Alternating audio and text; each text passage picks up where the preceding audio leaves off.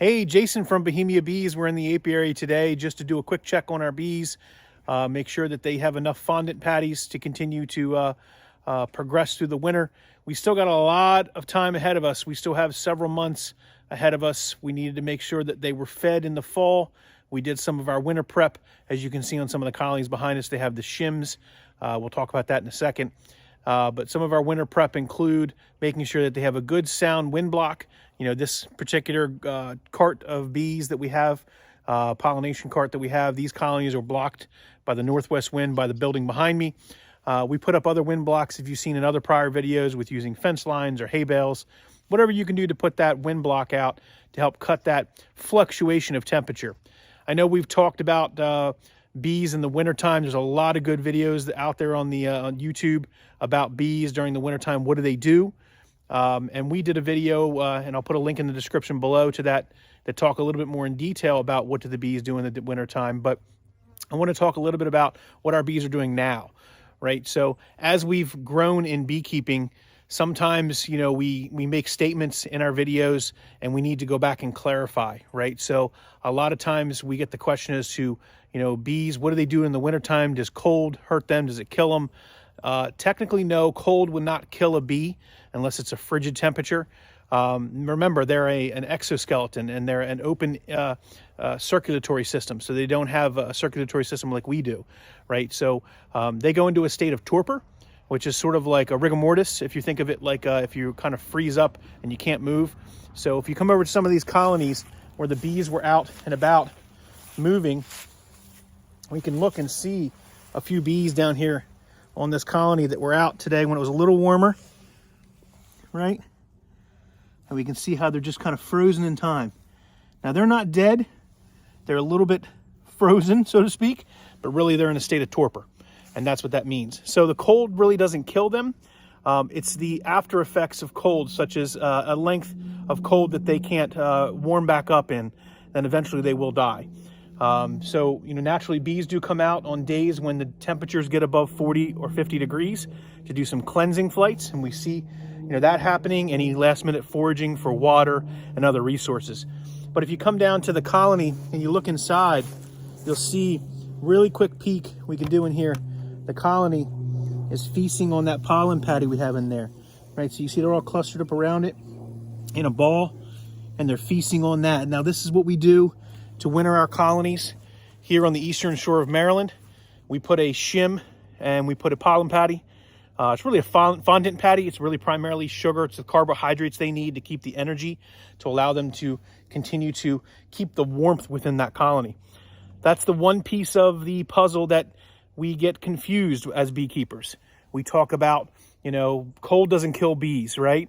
But moisture does. Well, yes and no, right? So cold does kill bees if the product of cold is the fluctuations of cold, the erratic fluctuations of cold within the colony, or the heat that's put off by the bees trying to maintain a brood's nest could create condensation underneath the lid that could drip down, and in a cold environment could freeze the bees and kill them, right? So it's really not the product of one component that kills bees.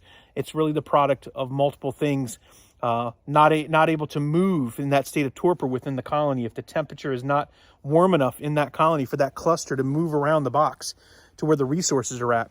That could also contribute to them starving to death, right? So those are all the factors that, while cold may not kill bees, you know, lack of food or resources going into winter, or the inability to get to those resources, are really what will have that, you know, demise of that colony. Naturally, we want strong colonies going in the winter. We want to have good stores of resources, low mite counts. You want to make sure you're doing all your treating in the fall to ensure, or not in the fall, but throughout the year, and monitoring and treating if you need to as a beekeeper. Some people don't treat, some people do. We treat only when we need to. If we've tested colonies and we've seen an increase in mites or pests, we will treat. But we do that limited because we like to allow the bees to build a resistance to the mites, right? And to build that VSH, or hygienic behavior that the bees' genetics that they create over time, where they start to fight off the natural pests that are in their colonies. You're going to have mites in your colonies. Don't think that you're not. That's just part of beekeeping. So again, we're here on the Eastern Shore just trying to take a look at our colonies. This is just one of the pollination carts that we have that we're working on. We've got several other yards and several other colonies that we look at and monitor. You can see we have a variety of size colonies too as well. The common denominator that most people are probably shocked at here that are beekeepers is the fact that we use single deeps when we overwinter. That's another video that I can put a link in the description below. That's our strategy that we've deployed here on the Eastern Shore of Maryland. Does not mean that's exactly what you need to do as a hobbyist beekeeper or whatever you're deploying as your strategy. That's just our strategy, and it's worked well for us. We've found that bees that maintain a size volume of cluster within the cavity that's commensurate to their size cluster, and not double deeps or more and more boxes on top, where when they cluster into a ball, they get into the size of a basketball, let's say, and they can't move to the rest of the stores, so they may starve to death just because they can't get to their stores. So in our opinion, making sure that that size cluster of bees is strong, low pests, good resources in that single hive body that we put in the winter, and that's our strategy, and that's worked for us. So that's really what we do here at the Eastern Shore of Maryland and the Bohemia Apiary is work on trying to learn about bees, teach and share our experiences in the community with bees. We really appreciate the support that we've seen on YouTube and other social media platforms over the last, several months. I can't thank you enough if you are a subscriber to our YouTube channel. Slam that subscribe button. If you're not a subscriber, please support what we do here at on the Eastern Shore of Maryland with Bohemia Apiary, where we try to keep bees in a manner in which they're healthy. We can provide to our honey to our local community and across the U.S. as well. If you go to our website, you can purchase a bottle of honey or any of our beekeeping products. But that support you give us on YouTube and all the other social media channels, engage with us. We're going to do a video here coming up that's going to answer your questions. Check out the post on our Facebook page, but comment. Let us know what you want to know about bees. We love to talk about bees, but sometimes we run out of topics to talk about because we feel like we talk about them a lot. So if you have a burning question about bees that you would love to know about honeybees that we can try to answer, we're not experts, but we'll try to answer them.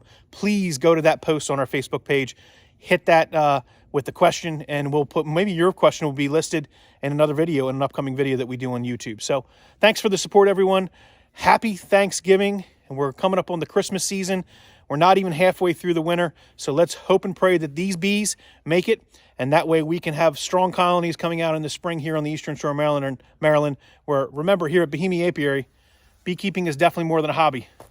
It's an obsession. Thanks for watching, everyone.